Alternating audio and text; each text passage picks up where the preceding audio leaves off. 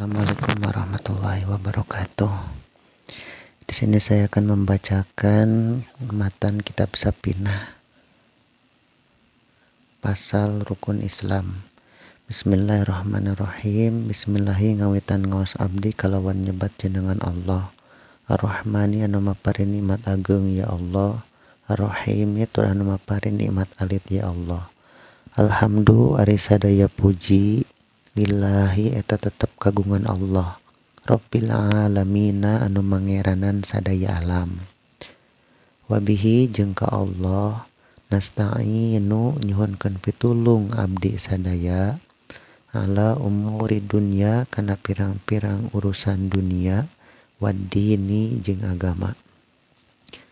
Wasalla jeung moga nambihan rahmat saha Allahu Allah wasallama jeung moga maparin kasalamatan ya Allah ala sayyidina ka Gusti urang sadaya Muhammadin tegasna Kanjeng Nabi Muhammad khotamin nabiyina anu janten panungtung pirang-pirang nabi wa alihi sareng ka keluarga anak Kanjeng Nabi Muhammad wa sahbihi jeung ke para sahabat na Kanjeng Nabi Muhammad ajmaina sadayana. Wala haula jeung teu aya daya upaya eta tetep wala quwata jeung teu aya kakuatan eta tetep illa billahi angin ku pitulung Allah al-aliyyi anu maha luhur al-azimi tur anu maha agung. Paslun ari eta hiji pasal arkanul islami ari pirang-pirang rukun Islam khamsatun eta aya 5.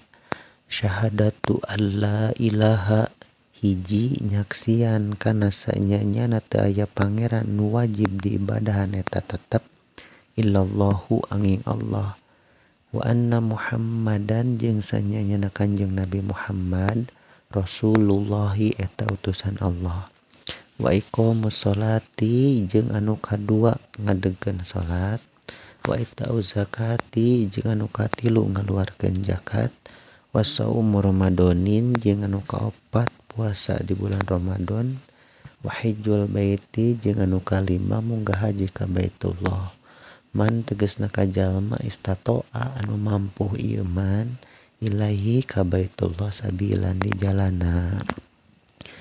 Janten ieu muqaddimah kitab matan Sapinatun Najah karangan Syekh Nawawi Al-Bantani pasal kahiji ngajelaskeun tentang rukun Islam nu mana rukun Islam teh jumlahna aya 5. Kahiji syahadat teh nyata nekadkeun ngayakinkeun nyaksian bahwa teu aya pangeran anu kedah disembah diibadahan kecuali Allah. Hanya Allah pangeran Tuhan anu kedah disembah. Sareng nekadkeun bahwa Kanjeng Nabi Muhammad eta utusanna Allah.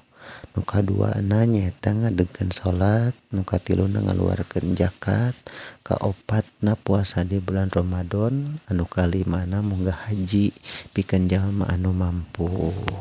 Wallahu a'lam bishawab.